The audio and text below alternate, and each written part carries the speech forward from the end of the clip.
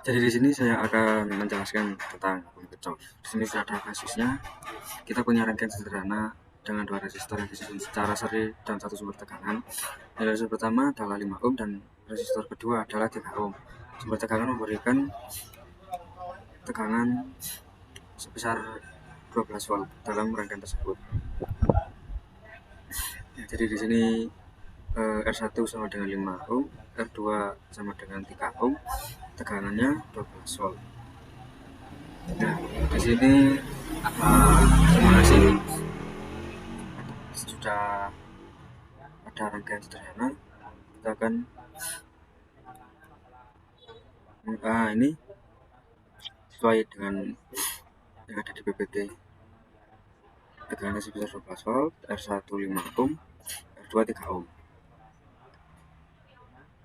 Kita akan mencari arus dan tekanan dari R1 dan R2.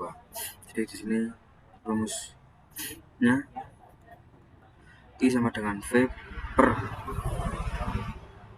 R1 plus R2 sama dengan 12 volt per 5 ohm plus 3 ohm sama dengan 12 volt per 8 ohm sama dengan 1,5 ampere. Kita ukur. Nah, sudah sesuai ini arusnya 1,5 ampere. Kemudian tekanan R1 rumusnya VR1 sama dengan I kali R1 sama dengan 1,5 ampere dikali 5 ohm sama dengan 7,5 volt. Kita akan mengukur menggunakan AVO. Nah, ini sudah sesuai tegangannya 7,5 volt.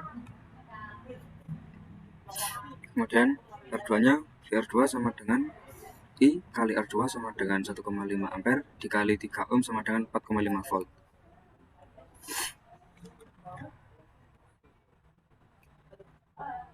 Nah, ini sudah sesuai, hasilnya 4,5 volt.